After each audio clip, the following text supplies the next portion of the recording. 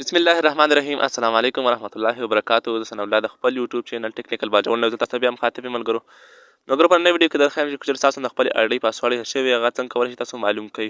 راځئ ملګرو ویډیو شروع کوو، خو د ویډیو شروع کېدو نه مخکې یو ریکویسټ کوم، زما چینل سبسکرایب کړئ، مهرباني وکړئ دغه سبسکرایب کړئ، د غنټې د اشاره سره هم ووهئ.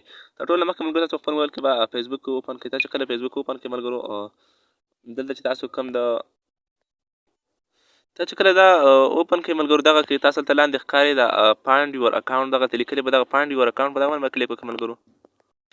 تاسو چې کله به دې کلیک وکړئ ملګرو ته تاسو لیکلی دی فون، نو دغه ته به فون نمبر وکړئ چې هر فون نمبر تاسو کوم آی ډي په کوم نمبر باندې جوړه وه هغه نمبر به تاسو ته خامخا یاد هغه نمبر به تاسو دلته ورکړئ چې په کوم فون نمبر به تاسو آی ډي جوړه کړې وي هغه به تاسو فون نمبر ورکړئ. بیا به چې دی ملګرو سیمپل چې دی تاسو به دغه فایند یور اکاونټ په دغه باندې بیا کلیک وکړئ. تاسو کله ملګرو په دغه باندې کلیک وکړئ زما د سني جان آی ډي تاسو یعنې دغه سني جان آی ډي دغه پاسورډ زما نه هېر شوی دی ملګرو. دغه پاسورډ زما نوم تاسو به سیمپل چې دی بیا په دغه باندې کلیک وکړئ. تاسو چې کله به دې باندې کلیک وکړئ ملګرو لاندې تاسو به لیکلی دی کنټینیو، په دغه کنټینیو باندې بیا کلیک وکړئ.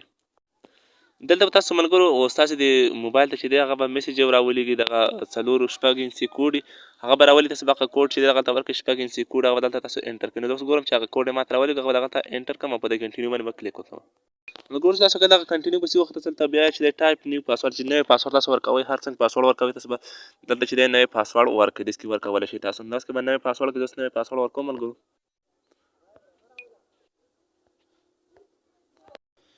تاسو کتلی شئ ملګرو دغه کنټینیو باندې ما کلیک وکړو دغه دی تاسو کتلی شئ زما آی ډي کولاو شو په دغه پاسورډ یې معلوم شو دغه دی بل پاسورډ مې ور ولګوه ملګرو ستاسو د مخې. دغه شان چې ستاسو آی ډي خرابه شوې هغه هم تاسو چې دغه شان کولاولی شئ په دغه طریقه باندې. که چېرته ویډیو خوښه شوې ملګرو د خپلو ملګرو سره شیر کړئ، ویډیو لایک کړئ او زما چینل سره سبسکرایب کړئ.